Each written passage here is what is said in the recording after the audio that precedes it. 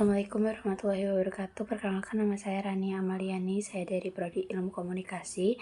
Di sini saya akan memaparkan presentasi tentang menerapkan konsep e-commerce dan pembayaran digital dalam simulasi transaksi digital.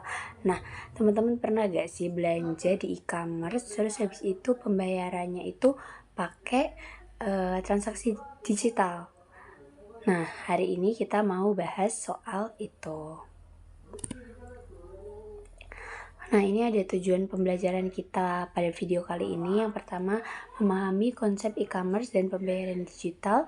Yang kedua, mengidentifikasi komponen transaksi yang berani, lalu melakukan simulasi end-to-end dengan contoh nyata. Ya, dan yang terakhir, menganalisis risiko dan solusi keamanannya. Nah, sebelum itu kita kenalan dulu nih sama apa sih itu e-commerce. Jadi e-commerce itu singkatan dari electronic commerce, yang artinya aktivitas jual beli barang, jasa, atau pertukaran data yang dilakukan secara online melalui media elektronik, terutama internet. Nah, e-commerce ini itu bentuknya ada banyak teman-teman, ada 4, yaitu B2C, business to consumer, di mana perusahaan memberikan atau menjual jasa layanan mereka kepada konsumen. Lalu yang kedua ada B2B, di mana itu tuh adalah sebuah transaksi antar perusahaan. Lalu ada C2C, itu konsumen ke konsumen lain. Lalu ada C2B, itu consumer to business, di mana sebuah individu itu menjual produk atau jasa mereka ke sebuah perusahaan. Nah, contoh e-commerce di Indonesia itu apa sih? Nah, contoh e-commerce di Indonesia itu yang paling terkenal ya, ada Shopee, Tokopedia, Lazada, Bukalapak, dan juga Bibi. Pasti kalian udah gak asing banget sama e-commerce yang aku sebutin tadi, karena memang di era sekarang ini tuh banyak teman-teman yang menggunakan e-commerce sebagai pilihan alternatif mereka ketika mereka ingin berbelanja. Lalu selanjutnya ada konsep pembayaran digital. Nah, konsep pembayaran digital ini maksudnya pembayaran elektronik tanpa menggunakan uang tunai. Biasanya dulu kan kita kalau mau membayar sesuatu kan harus pakai uang tunai dulu ya, harus ada bentuk fisiknya. Tapi kalau sekarang teman-teman, pembayaran itu udah berubah ke pembayaran elektronik tanpa uang tunai. Jadi kayak pembayaran digital gitu. Nah, jenis-jenisnya apa aja? Jenisnya ada 3 nih teman-teman. Ada dompet elektronik, transfer, dan juga kris. Yang dimana ketiga itu tuh pasti udah gak asing gitu loh sama kalian, karena mungkin dari teman-teman juga udah ada yang pakai gitu. Nah, kalau dompet elektronik itu contohnya apa? Contohnya GoPay, OVO. Terus keunggulannya apa? Keunggulannya itu cepat dan ada PIN-nya. Jadi itu kayak kalian itu GoPay sama OVO kalian itu tuh terjaga gitu loh keamanannya, karena kan PIN-nya itu kan pasti kalian sendiri kan yang tahu. Nah, yang kedua ada transfer.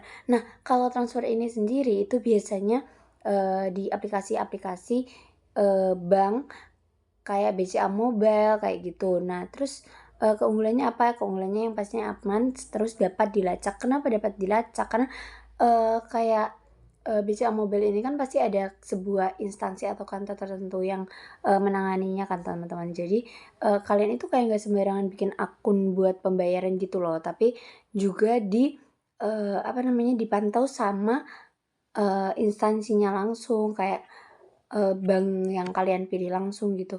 Nah, ini yang terakhir, ini yang lagi hype banget akhir-akhir ini, yaitu kris.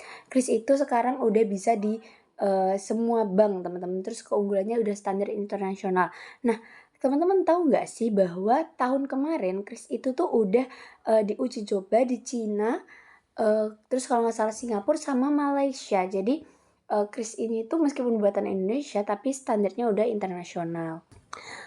Nah, lalu selanjutnya ada integrasi e-commerce ke pembayaran. Jadi ini dia alur lengkap transaksinya teman-teman. Nah, yang pertama kita memilih produk di e-commerce yang kita pakai, lalu selanjutnya kita tambah ke keranjang buat nanti dibeli. Nah, terus habis itu masuk ke metode pembayaran.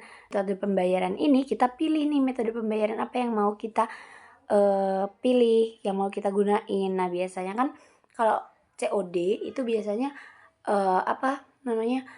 bayarnya itu langsung di rumah.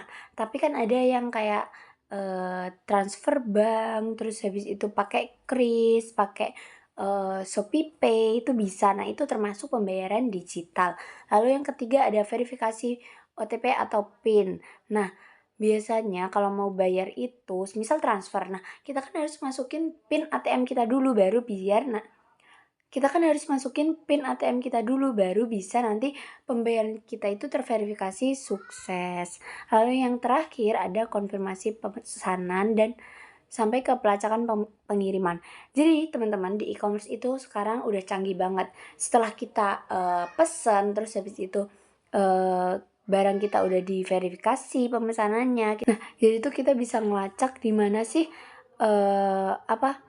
paket kita itu lagi sampai mana gitu. Jadi semisal nih aku check outnya sekarang terus udah diverifikasi. Nah, besoknya aku mau ngecek paket aku udah sampai mana ya. Nah, nanti kita biasanya buka e-commerce-nya itu nanti ada menu pelacakan pengiriman. Nah, aku bisa tahu tuh paket aku udah sampai mana aja. Nah, lalu kita masuk ke contoh nyatanya. Ini kasus asli di Indonesia atau biasa terjadi di masyarakat Indonesia gitu. Nah, di sini kita ambil e-commerce-nya itu adalah Tokopedia, lalu pembayaran digitalnya adalah GoPay.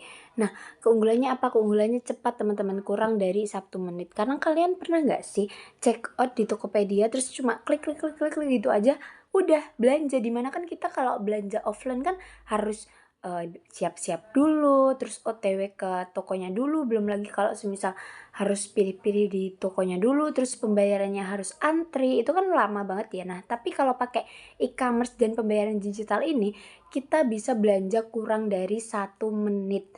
Lalu keamanannya itu terenkripsi di mana hanya pembeli dan penjual aja nih yang tahu kita beli apa, terus alamat kita di mana gitu. Nah, otentikasi 2 faktor di mana pembeli itu diwajibkan untuk melakukan 2 langkah berbeda agar bisa pembelian dan pembayarannya itu terverifikasi. Lalu pasti ada risikonya kan teman-teman. Resikonya adalah phishing, pencurian data. Nah, solusinya apa? Solusinya kita harus pinter-pinter nih ngecek akun-akun resmi yang sekiranya itu nggak bakalan penipuan gitu loh. Kayak contohnya di Shopee itu ada yang namanya Mall Ori. Itu tuh pasti kalau ada toko yang labelnya udah kayak gitu, itu tuh pasti Mall Ori dari Shopee-nya itu. Dan kemungkinan sedikit banget buat melakukan penipuan. Nah, di sini tuh ada nggak sih tantangan transaksi digital? Ya tentu ada dong teman-teman. Nah, yang pertama ada resiko. Resikonya ada penipuan, pelanggaran data, dan juga penolakan pembayaran. Nah, kenapa kok bisa penolakan pembayaran sih? Jadi teman-teman, ada beberapa e-commerce yang menolak untuk membayar secara digital gitu. Semisal ya, kayak kita beli di e-commerce A, tapi e-commerce A tidak menyediakan kris. Jadi kalau kita milih metode kris ya pasti bakalan ditolak gitu.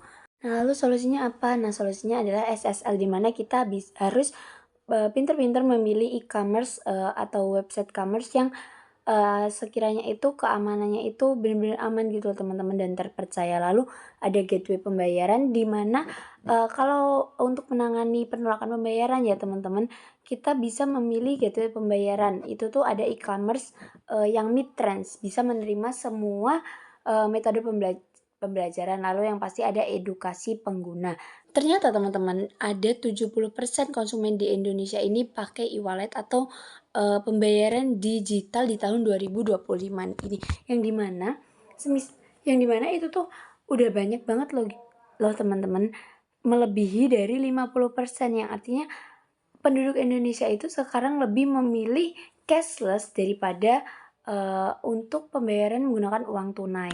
Oke teman-teman, jadi kesimpulannya di mana kita menggunakan e-commerce sekaligus pembayaran digital itu transaksi akan jauh lebih efisien dan juga aman. Tapi tidak dipungkiri bahwa akan adanya risiko-risiko yang ada. Tapi meskipun ada risiko yang ada, tadi aku udah jelasin kalau ada solusi-solusinya. Nah, di sini aku ada diskusi nih teman-teman. Aku ada pertanyaan dan kalian bisa jawab di kolom komentar. Nah, apa sih resiko terbesar pengguna e-commerce dan pembayaran digital di Indonesia menurut kalian? Kalau kalian tahu jawabannya bisa ketik di kolom komentar. Terima kasih. Wassalamualaikum warahmatullahi wabarakatuh.